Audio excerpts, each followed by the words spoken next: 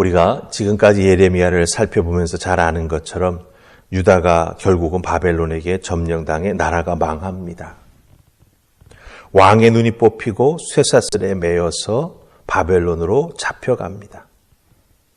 유다 나라가 끝이 나지요. 분명 비극입니다.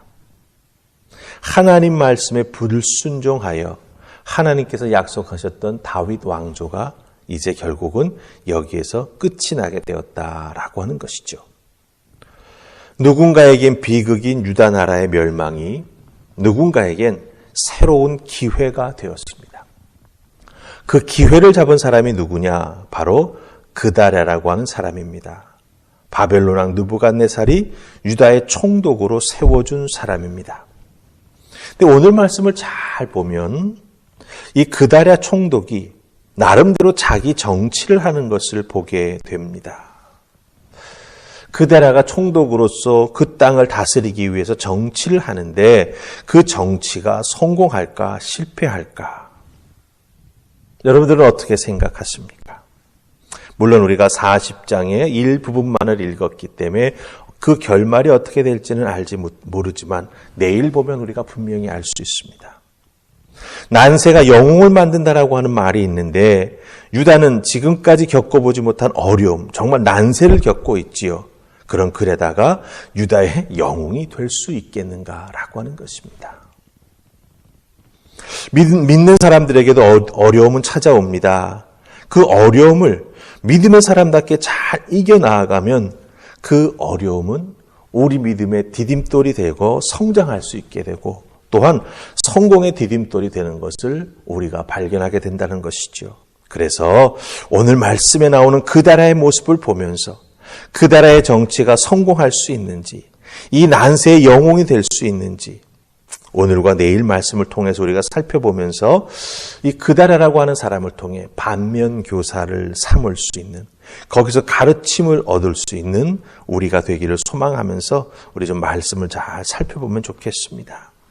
우리가 읽었던 말씀의 7절, 8절을 잘 보시면 그다랴가 총독이 되었다는 소문이 이제 사방으로 퍼져나갑니다. 그러자 들판에 흩어져 숨어있던 모든 지휘관과 그 부하들이 다 그다랴 총독 앞으로 모여드는 것을 보게 됩니다.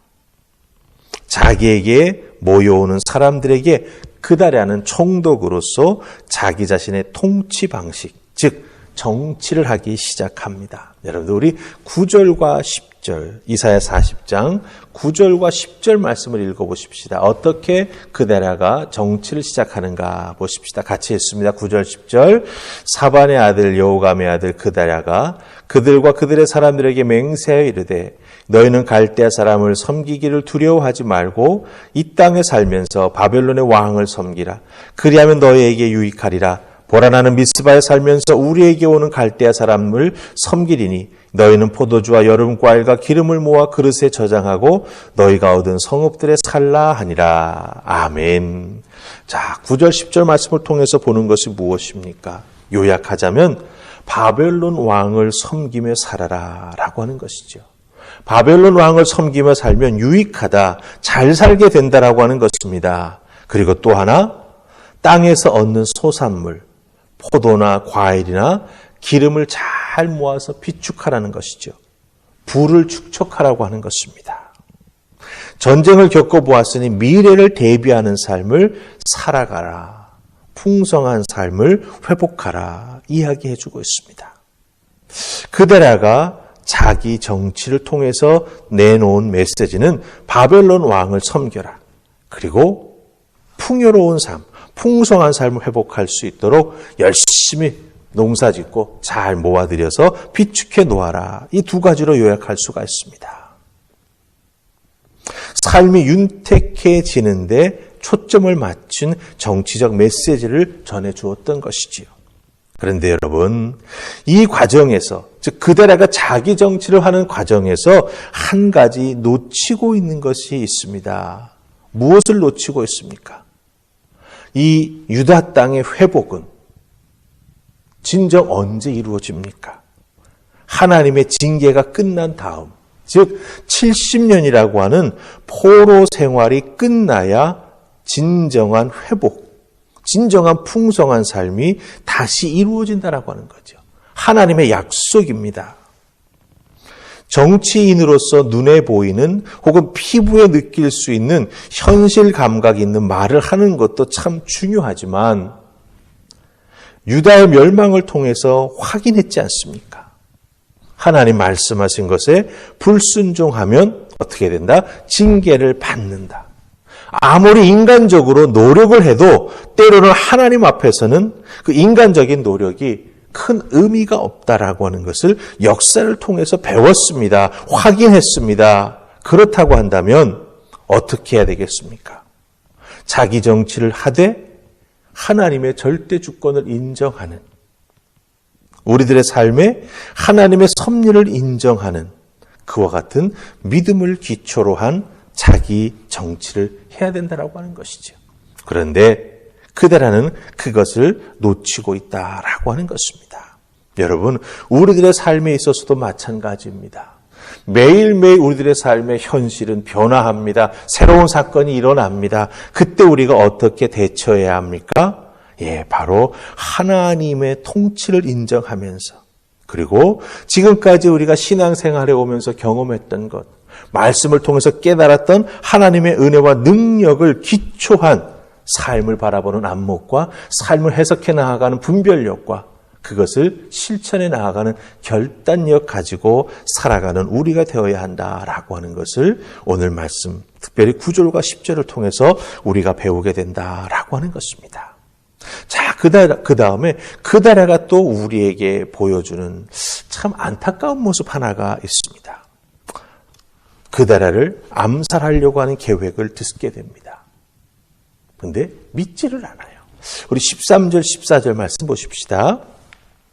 가랴의 아들 요하난과 들에 있던 모든 군 지휘관들이 미스바에 사는 그다라에게 이르되 그에게 이르되 암몬 자손의 왕 바알리스가 내 생명을 빼앗으려 하여 그나다의 아들 이스마엘을 보낸 줄 내가 아느냐 하되 아이감의 아들 그다랴가 믿지 아니한지라. 아멘.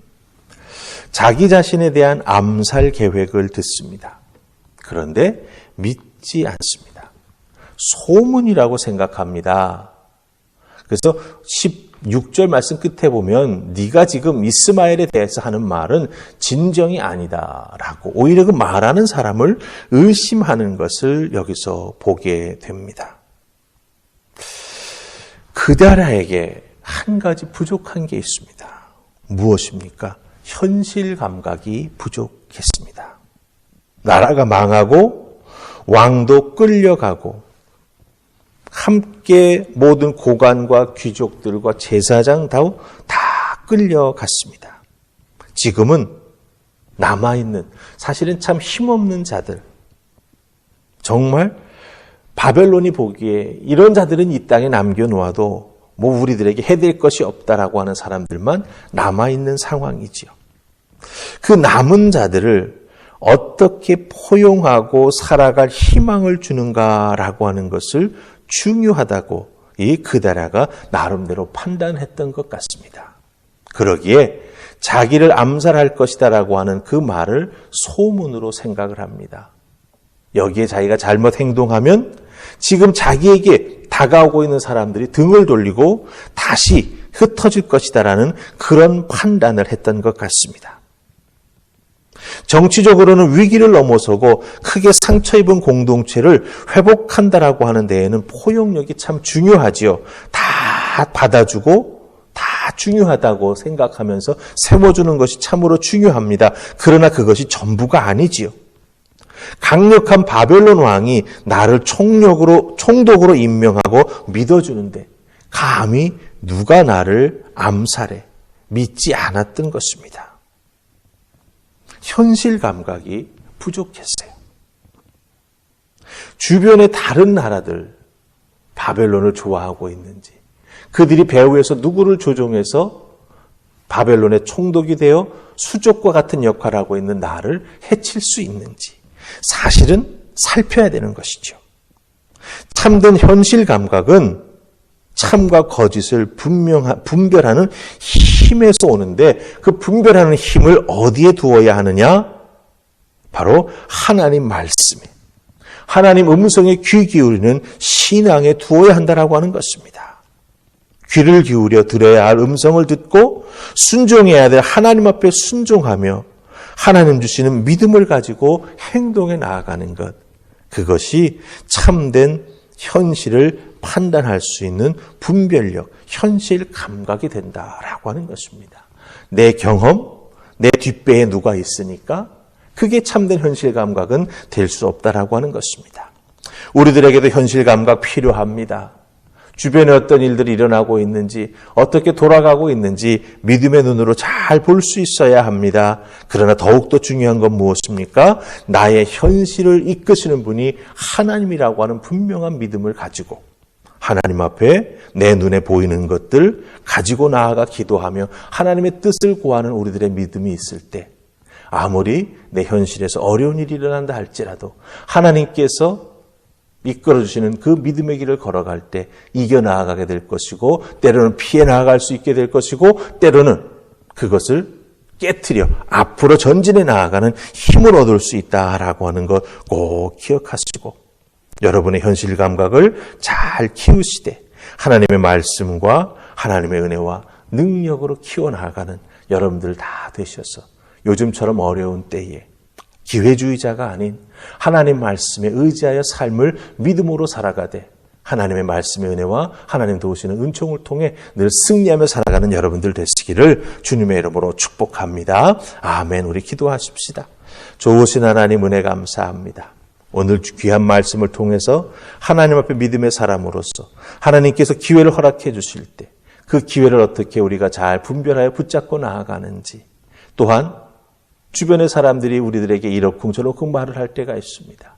그 귀에 들리는 말들을 우리가 어떻게 걸러내야 하고 어떻게 생각하고 판단하여 행동해야 할지 그 기준을 바르게 세워나가는 하나님의 사람들 다 될 수 있도록 도와주시옵소서. 특별히 하나님 말씀 깊이 읽고 묵상하여서 그 말씀을 통해서 분별할 수 있는 은혜를 덧입게 하시고, 특별히 그 말씀을 통해서 우리에게 말씀하시는 하나님의 음성을 듣고 깨닫고 행동에 나아가는 우리 모두가 되게 하여 주시옵소서. 오늘 하루의 삶도 하나님의 은혜 가운데 살아가게 해주실 줄 믿사옵고 예수님 이름으로 기도하옵나이다. 아멘.